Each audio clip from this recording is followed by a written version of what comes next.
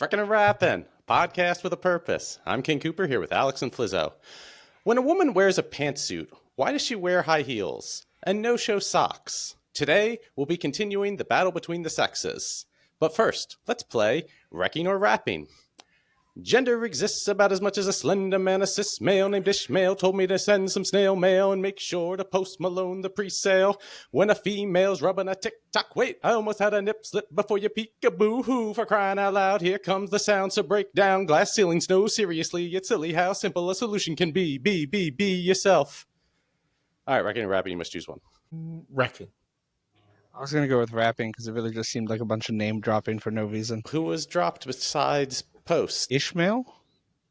Who is Ishmael? It just rhymes with male. Wait. Wait, isn't Ishmael What's the main character in Moby wrecking Dick? and rapping then? Well, Wrecking is good, rapping is... Wait, no, rapping is good, wrecking is bad. It's whatever you choose. I don't. Yeah, one wrecking, one rap is always good with me. Ishmael, is he the main? Is he the captain? That could be about right. Isn't he the You Can Call Me Ishmael? What, could from be. Moby Dick? Yeah. I never Sounds talked about the name Starbucks. The first mate on that boat name is Starbuck, and the creator of Starbucks wanted to name his company after the boat in the Moby Dick, which is the Pequod, until somebody told him nobody wants to drink a cup of Pequod. How about some Shakespeare, boys? That was a wise man right there. Yeah. So I'm going to read Sonnet 50 because I just want to get to 5-0. We'll have that nice clean break, and then I'm off of sonnets for, well, not forever, some amount of time. How heavy do I journey on the way, when what I seek, my weary travels end, doth teach that ease and that repose to say, thus far the miles are measured from my friend. The beast that bears me, tired with my woe, plods dully on to bear that weight in me, as if by some instinct the wretch did know his rider loved not speed, being made from thee. The bloody spurs cannot provoke him on, that sometimes anger thrust into his hide, which heavily he answers with a groan, more sharp to me than spurring to his side. For that same groan doth put this in my mind, my grief lies onward and my joy behind. That reminded me of a little. So just because Edgar you want Allan Poe. something to happen doesn't make it so? Sure. I was just thinking. Do the sonnets not connect? No, I don't know. That's they're why I not said, like, no, they're in not reality, like I think they were probably just scattered chain. papers that somebody collected and said, this is or number it's just one. because I he don't just like that. wrote it in a book in order, Or- like, hey, this Yeah, is what or I was just thinking the today. pages. I don't like that. I like when things connect and have, like, an overarching story. Well, it's not the Well, MCU. We'll be getting into plays soon. It's the, 17th century? Something I'm going to Well, talk it's just about easier to, like, pay attention to. next week that I don't like is meta referencing, and that's where I feel like the MCU has just gone out of control. Is just when with the metaverse, it's like, well, we can do anything. We'll just have a person here, a person there, and it's just to me, it's lazy writing. Sorry. No, hold on, you can't bring that up real quick without me addressing that real quick. Oh yeah, because Flizzo might not be here next week to talk about when I complain about it for real. But yeah, what do you want to say about metaverse? Right. Yeah, so I want to get it in. So prior to the Infinity Saga, or I guess the Infinity Saga is the whole thing from Iron Man to Endgame. They made those references, but they also had backstories with movies and shows and stuff like that, and they make connections. Now they just kind of make references, and then they wink at the audience and hope that they recognize what they're saying. Like when they did the Multiverse of Madness, and they showed like the Patrick Stewart as the cartoon Professor X. Just like, oh, I hope you watched X-Men back in '97. Otherwise, you won't recognize this. But before that, it was kind of like, hey, we're gonna build, and then pay off. So it wasn't all just these weird Easter egg What do you memes. think about? So I'm thinking now of like the Star Wars lore, but you can extend it to any science fiction. You can just keep writing and writing and building. And I guess George R.R. Martin was victim to this, that it doesn't really have to mean anything, but it's just a place for people to get lost in. Do you feel Well, anything like this or opposed to it? so with me in Star Wars specifically, Because like if they'll say like this is how a like lightsaber works, these are the parts, and but it's like, well, it's all made up. yeah, it's all made up, but people like consistency too. Mm-hmm. Like I like people like fantasy, but they also like consistency. You ever play a game with a kid, like a little kid, right? Mm-hmm. And they change the rules, and you're like, then I don't want to play this game anymore. Why you keep changing the rules? You change the rules for you to win, blah blah blah. When people change lore and backstories and all that for characters, they get pissed off because it's like changing the rules for like a game. Where you're like, all right, I was immersed in this fantasy, and now you're changing how it operates. Why? For no reason. But with that lore and the same way children's games work is, well, you technically never said it didn't, so now I can say whatever fills in that gap that was unspoken. And that's definitely what they do with like Star Wars lore. It's like, oh well, we never covered this, so like you never said it wasn't this, so maybe it is. And now that someone like high enough said it is, that becomes the lore. Like Wolverine's origin story. It's worse than that because it is stuff that happens where it's like, hey, this is how this works, and then they're like, well, we said it in a book and not in the movie, so we'll change it. But it's also stuff that like was only common. Like Wolverine's origin story, the comic came out after the first X-Men movie because there was not a single definitive origin story.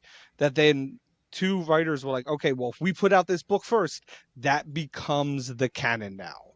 And so like whoever gets to it first after it's become a leveled thing can be like, well, that's it. I said it here in the right. It's like calling shotgun where you're like, oh, well, you can't call shotgun before you see the car door. So it's like, oh, well I saw the door and now it counts.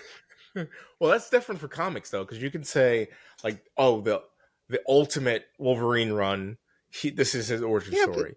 But the Uncanny X-Men run, this is his origin story. But I'm talking about like Star Wars movies. They're like, all right, in the whole movies, they're all connected. You didn't start over. They're all like intertwined. But you know, episode 3 says Jabba the this: Hutt a person or a lizard? The show worm, I guess, because that feels like that was changed. That Jabba the Hutt was a person. Originally, he was supposed to be a person, and then after they get more money and whatnot in the third one, the third one, he became Then there are people that say like, no, he was always a worm, and I feel like they're gaslighting me. They didn't. They referenced him in the first one. They didn't show him, but there is a deleted scene where he is a large man in a furry vest, and yeah. But George Lucas didn't like that because it didn't fit the character that he had envisioned. Well, the character that he made up after the fact, like he made up that human character and then changed it later and went, I like this better. And then that changed. But he didn't put it out. Say he got fatter. He didn't put it out that was the guy. You know what I mean? He filmed it and then chose to keep it in his pocket. Right. That means he didn't like it. But he made it. Like that's not that character. If he's the lore keeper, he made the lore and then changed the lore. The lore keeper. All right, we need to get down to some business. Talking about this episode is about the some gender stuff. Star Wars, gender and Star Wars. Let's go there then. I started stuff with gender and stuff. Oh yeah, well, I mean, we probably will because those sequels where we'll touch on a thing with gender. But as I get into this, remember, I have a pregnant wife, a daughter, mother, sister, and love them all. I want them to succeed and prosper in their own. I don't want to insult anyone, but may sound that way since I'm not Shakespeare. So, women were told they can do anything a man can, which is setting them up for failure since usually a man is at the top of open competition. Then we allowed men to be women and beat women in their own divisions. I'm always talking about issues where the zeitgeist is messing with people's heads. 2 ways women are exploited here are telling them they can be anything when women have played their own role for eternity. Instead, tell them what they've been doing is invaluable and no one else can do it. Then the niceness of women is exploited by letting weak men creep into their territory. Demand what is yours, and kick them out. Anything triggered in your heads with that? Yes, triggered. You're triggered? Oh. Well, it doesn't matter. You're a man. So Yeah, like you were we saying, can't say anything on the matter. you were saying that people were saying that women could be anything. Mm-hmm. And I think at some point it was like beyond the traditional sense of like, being a homemaker and raising a family and stuff like that. I think at some point it kind of transitioned from you can be anything to being like you can be anything but that. Mm-hmm. Where it's like don't do that traditional That's what I was going to say. Those traditional Be the things other got demonized in a way. That's bad for a Right, woman yeah. to be And that. it's like, oh, all you do is you're just a homemaker. Yeah. You're just a stay-at-home mom. It's looked down upon by quite a few people. It really shouldn't be, but Well, yeah, because I think then I you think got rid both of those things can be stay-at-home true where moms and the you home can is a mess. Right. Yeah, like you can be the anchor of the household, but you can also, if you choose to, pursue a career and do other things. But you shouldn't demonize either one, in my opinion. Where it's like you should be free to choose your own, but you should realize that there is a choice. You don't have to do whatever society's telling you to do necessarily. You can seek your own path.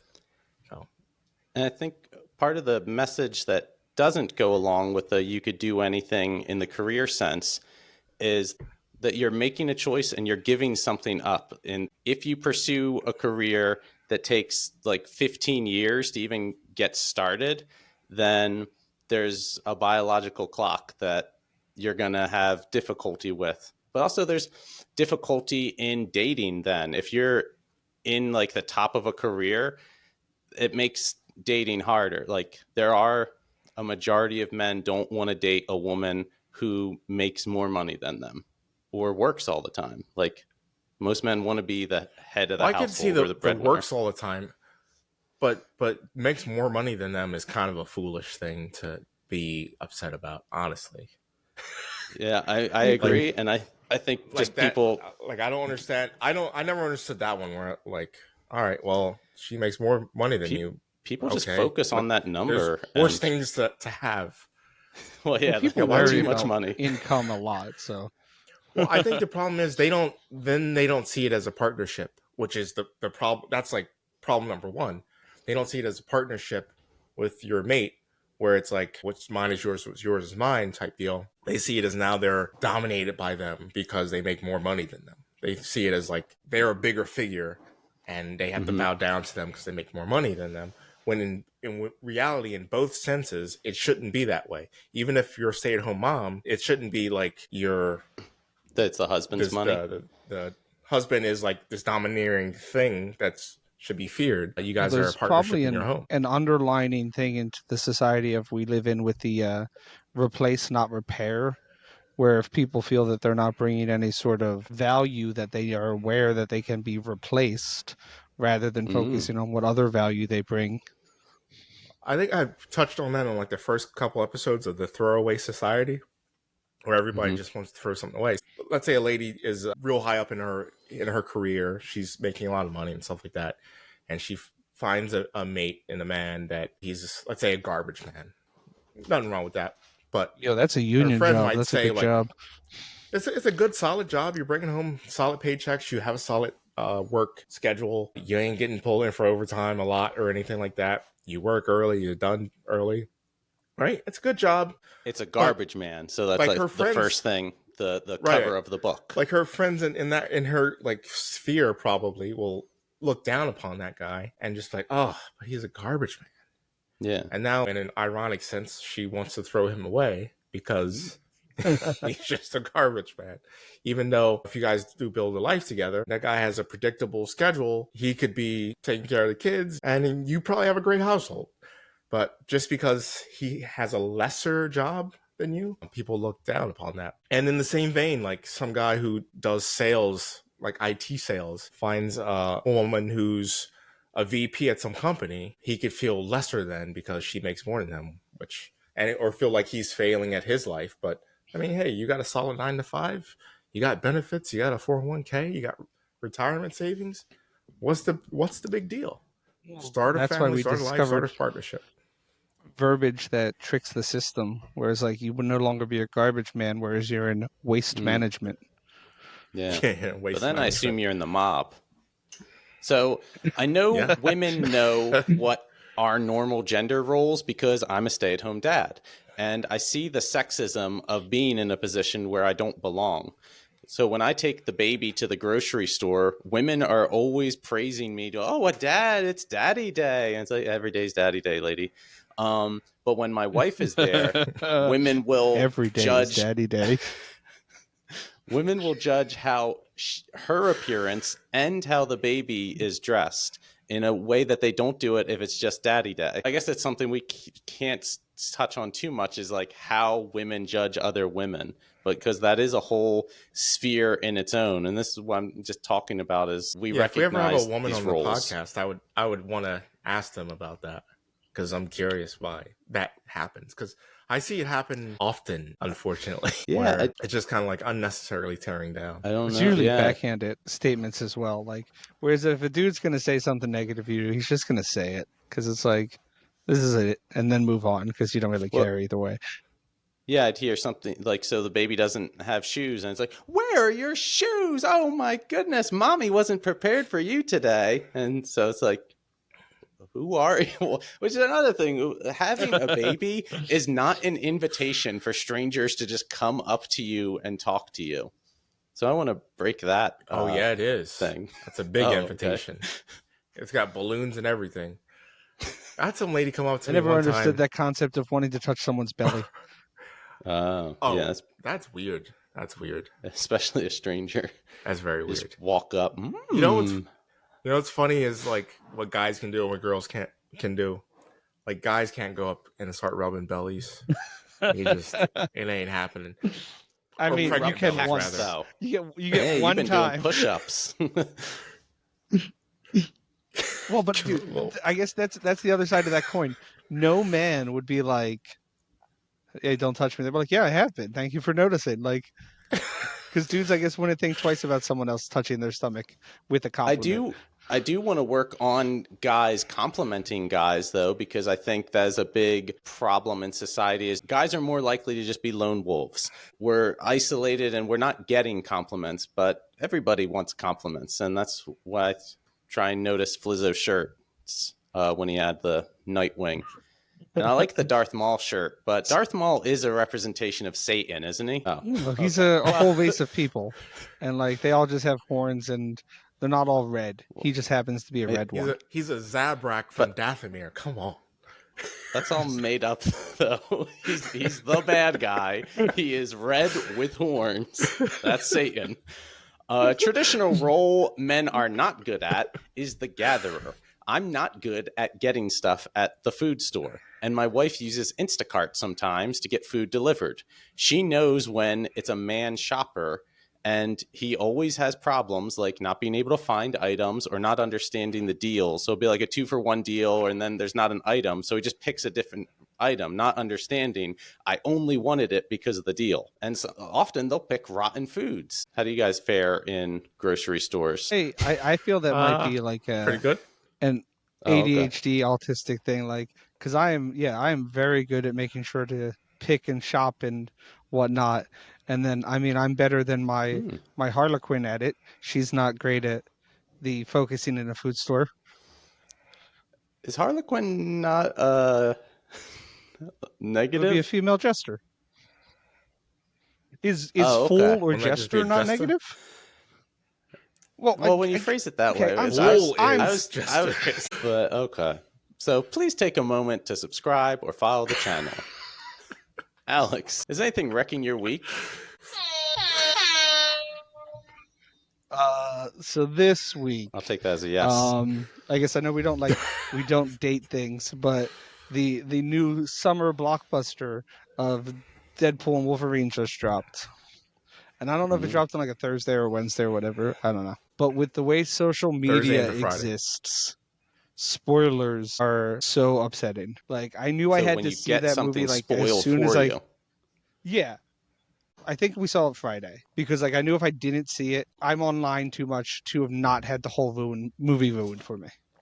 And then come Sunday, I noticed that like Instagram, Facebook Reels, TikToks, I saw full videos people took in the movie theater.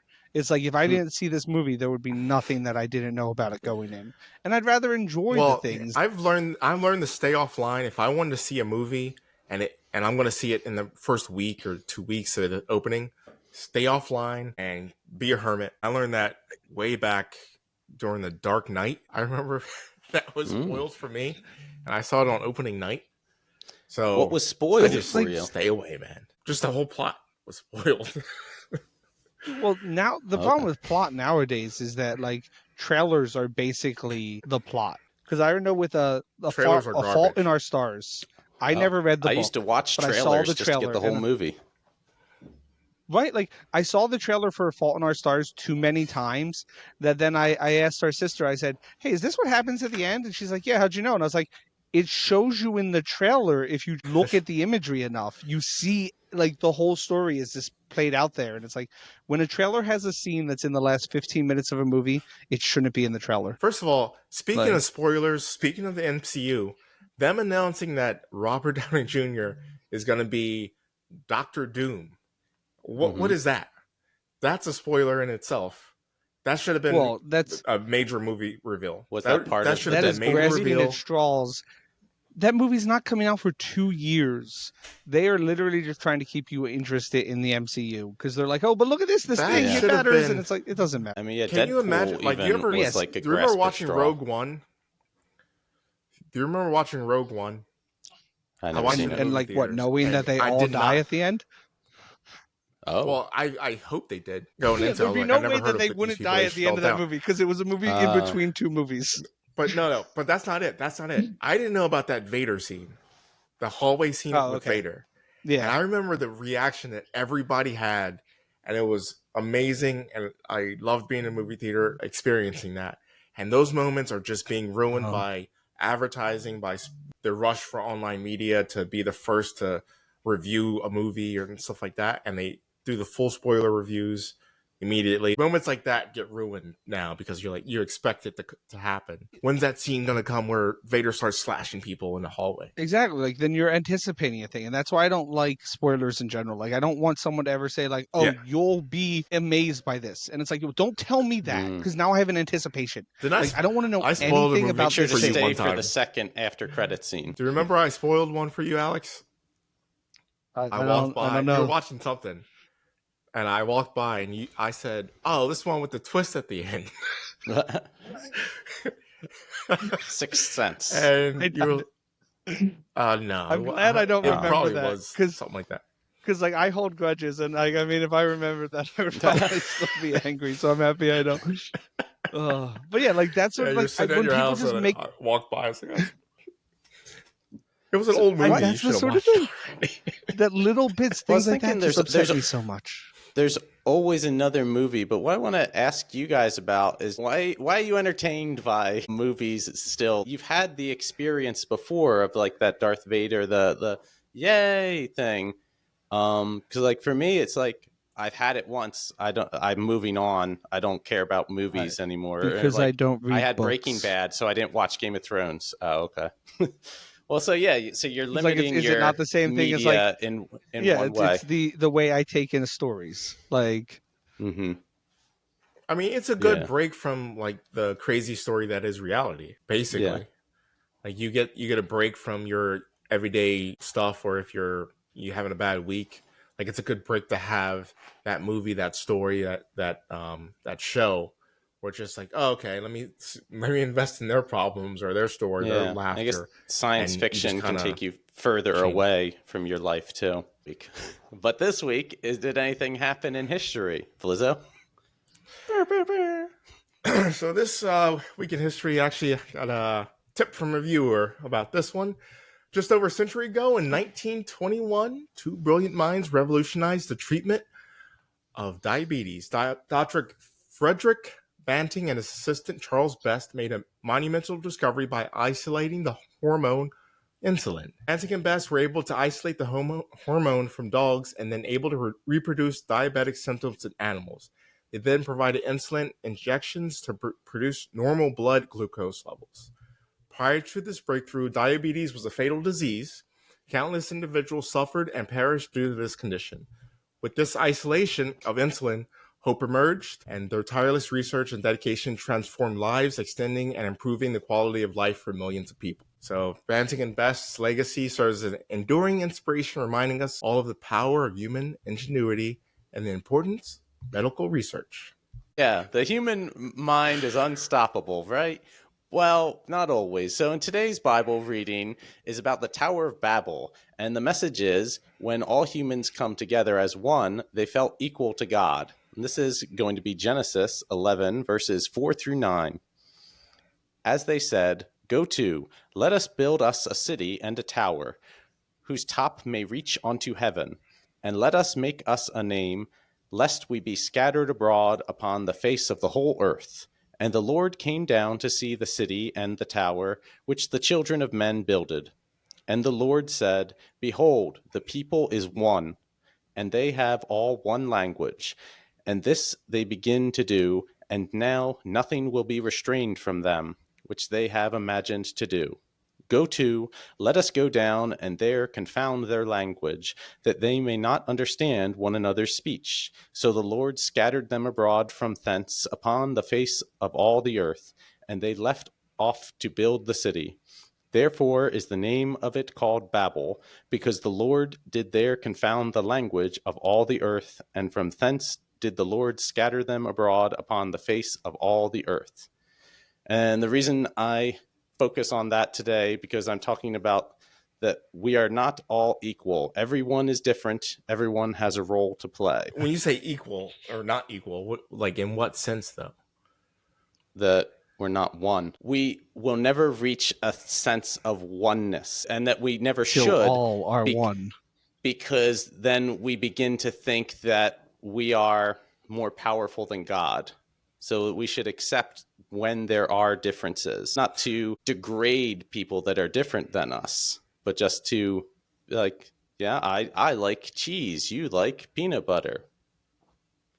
Well, I don't know. Just the phrase that we are not equal seems odd to me, I guess. Well, there's a difference between equal and equality. But just I'm talking about the genders aren't equal, but you would say like people aren't all equal in like their intellectual abilities, their physical abilities, and that's fine. Like I mean, there's a reason we have the Olympics. Well, I mean, a blanket statement of people aren't equal historically, I find it weird. But you're looking at equal in a different sense than. So I'm talking about equal as in like we're all valid people, equal. Yeah, I'm in the eyes saying. I'm saying this person's an L-shaped, this person's a V-shaped. An upside down 7. So in that sense, right? Everybody has their certain level of intelligence, but in different fields. You take an auto mechanic, right? Or like, really skilled like handyman. They can build anything out of anything. But if you sit them down and learn astrophysics, they don't know what you're talking about. So their skill set is in physical, mechanical manipulation. But you take an astrophysicist, you say, "Hey, build me a deck." They're going to be like, "I don't know how to build." Like, I can tell you like what's the best load range, I guess, but I can't really build it. The angles but in they which can will tell hold you the most capacity.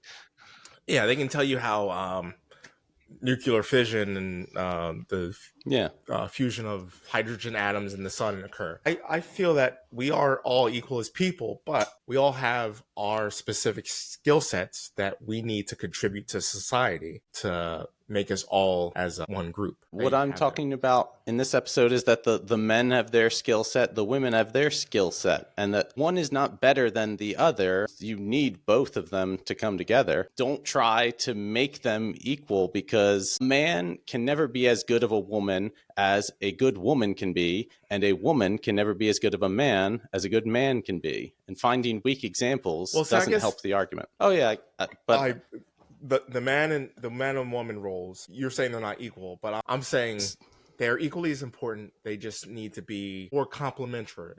So yeah, like a great example of that would be the Transformers movie where Grimlock, who is king, needs to get off the planet that they're on, and Wheeler, who's all of like 3 inches tall, is the thing he needs to get help and everything. So like someone who can do everything masculine and defend themselves and all this other stuff can't do the simple tasks they need done because they don't have that skill set. So, from frat party to farm life, I'm protecting beautiful women from evils so that they may enjoy themselves and create more beautiful things. They are the creators, I'm the protector. We both provide with our strengths. The role of women is to love. I'll keep you safe, but when it comes to affection, I generally want to be left alone. What do you think? Because I said men are generally lone wolves. That doesn't sound depressing at all. What was depressing You about said it? you'd rather wanna be just left be alone left when it comes to alone? affection, saying you don't want affection. No, I'm saying that I'm not good at giving it. Okay. It sounded like you don't that is want not it. what it Like, you sounded don't want like. a hug or anything. You said you don't want But- people to be affectionate towards you, is what you. The interpretation of what you said, rather than But I would, when it comes to affection, you're I would not good say at that showing it. it But I will understand say what is that that means because I am the same way. think that men require less affection than women generally. Maybe. I think that's a person by person basis, though. Yeah, that's. Well, that's why I said generally. If we were to take 100 No, but I mean, of but, like- one and 100 of other, and then All right. see where I they think rank if we their family feud numbers. the averages, yes, possibly that women would be more. Well, women would definitely be better at giving affection than men are.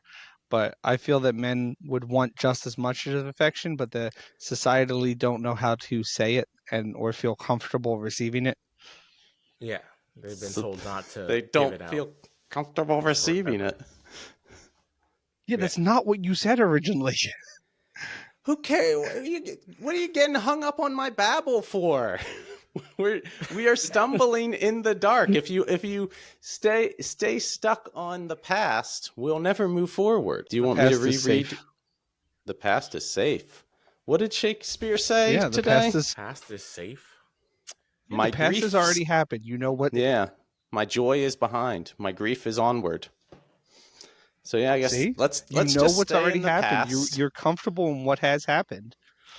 Everybody watching this, make sure to go rewatch the old episodes of the Wrecking and Rapping because you know it's a safe, comfortable place. And also, don't go see new movies because that's dangerous. You ready for some math? Today's numbers are 6, 5, 2, and 1. Oh, wait. I got it. So 2 from 1, or 2 minus 1, 1. 5 minus 1 is 4. 6 times 4, 24. Yay! I mean, we Maybe. definitely got easier, because 2 weeks ago was hard, and that one was simple. Yeah, because I had some 2 dots, and I thought we were done the 1 dot, but I guess they just snuck into my 1 dot pile. Well, wrapping up, being told you can be anything sounds too good to be true, so realize it's a lie. Don't waste your time on unrealistic expectations. Make sure to follow Flizzo on I also Instagram. disagree That's with that. PHLIZO. And Alex on Google Maps. Link in description. Check out my website, drawingmylifeaway.com. Thank you for listening. I hope you have a nice day. Goodbye. Deuces.